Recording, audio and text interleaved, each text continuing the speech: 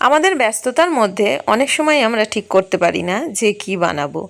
আজকে সেরকমই একটা রেসিপি তোমাদের সাথে শেয়ার করছি। একদমই চটজলদি একটা হেলদি রেসিপি তোমাদের সাথে শেয়ার করছি। খুবই সহজ একটা রেসিপি। তো অবশ্যই এই রেসিপিটা তোমরা ট্রাই করতে পারো। যার জন্য আমি একটা মিক্সার জারের মধ্যে এখানে পনির নিয়ে নিয়েছি। পনিরগুলোকে কাট করে নিলাম যাতে ব্লেন্ড করতে সুবিধা হয়। আর এখানে দিয়ে দিলাম কিছুটা পরিমাণ টক দই, 1 কোয়া রসুন। এটাতে কোনো রকম জল দেব না, এরকমই গুঁড়িয়ে নেব। তো একটা ফাইন পেস্ট রেডি হয়ে যাবে, একদম ক্রিমি, দেখে তোমরা বুঝতেই পারছো। আর এটা কিন্তু খুব সহজ বানানো। এর মধ্যে দিয়ে দিচ্ছি ঘরে বানানো গোলমরিচের গুঁড়ো আর একটুখানি নুন। আমি যে রেসিপিগুলো তোমাদের সাথে শেয়ার করি সেগুলো চেষ্টা করি একদম ঘরে থাকা উপকরণ দিয়ে কীভাবেই চটজলদি বানিয়ে নেওয়া যায়। তো এখানে দিয়ে দিলাম কাঁচা লঙ্কা কুচো, নুন আর ঝালটা বুঝে দেবে, আর অল্প পরিমাণে ধনেপাতা কুচো। ধনেপাতাগুলো আমি আগে থেকে ভালো করে জল দিয়ে ধুয়ে এইভাবে কাট করে রেখেছিলাম। এটাকে দেখো ভালো করে কিন্তু মিশিয়ে নেব। এটা মেশানো হয়ে গেলে এখানে আমরা ব্রেড নিয়েছি। তো ব্রেডগুলোকে আমরা সাইডটা এইভাবে কাট করে নেব। আর যদি মনে করো যে সাইডগুলো কাট করবে না তাহলেও হবে, আমি দুরকমভাবেই তোমাদেরকে দেখাচ্ছি।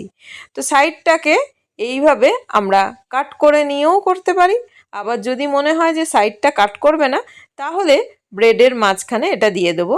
আর এখানে একটা কথা বলি, এখানে আমি শসা কাট করে রেখেছি গোল গোল করে, সেটা আর তোমাদেরকে আমি দেখালাম না। তো এখানে কিন্তু আমরা শসাটা অবশ্যই দেব, অন্য কোনো কিছু কিন্তু আমরা দেব না। টমেটো পেঁয়াজ দেওয়ার দরকার নেই, শসাটা অবশ্যই আমরা দেব। তো দেখো যে পেস্টটা রেডি করেছি সেটা এখানে দিয়ে শসাগুলো আমরা এইভাবে কিন্তু গোল গোল করে কেটে রেখেছিলাম সেটা আমরা এখানে দিয়ে দিলাম। দিয়ে এর ওপর দিয়ে একটা ব্রেড দিয়ে দেবো, তোমরা এমনিও দিতে পারো। আমি ওপরে আরেকটু দেখো যে পেস্টটা করেছি অল্প করে ওপরে কিন্তু একটুখানি দিয়ে দিয়েছি, যাতে ফ্রাই করার সময়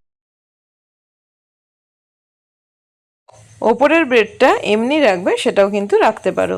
আর যে ব্রেডটা সাইডটা কাট করেছি সেটাও একটা সেটাও রেডি করে নেব। তো এইভাবে সমস্ত ব্রেডগুলোকে কিন্তু আমি রেডি করে নেব। কড়া বসিয়ে দিয়েছি, কড়ার মধ্যে দিয়ে দিচ্ছি অল্প পরিমাণে বাটার। বাটারটাকে এইভাবে স্প্রেড করে নিচ্ছি স্প্যাচুলার সাহায্যে। এবার যে ব্রেডগুলো রেডি করেছি সেইগুলো কড়াতে দিয়ে একটু হালকা করে ফ্রাই করে নেব। এগুলো কেউ যদি মনে করো যে ফ্রাই করবে না, এটা কিন্তু এমনিও খাওয়া যায়, খুব সহজ চটজলদি হয়ে যায়। আর এটা একটা হেলদিও অপশান। তো যদি ভালো লেগে থাকে অবশ্যই চ্যানেলটাকে সাবস্ক্রাইব, লাইক আর শেয়ার করো, আর কমেন্ট বক্সে জানিও কীরকম লাগলো। ভিডিওতে নতুন হয়ে থাকলে চ্যানেলটাকে সাবস্ক্রাইব করে পাশে থাকা বেল আইকনটা প্রেস করে অল করো, তাহলে সমস্ত ভিডিও নোটিফিকেশান তোমাদের কাছে পৌঁছে যাবে সবার আগে। তো থ্যাঙ্কস ফর ওয়াচিং। সবাই খুব ভালো থেকো, সুস্থ থেকো, সাবধানে থেকো। টাটা।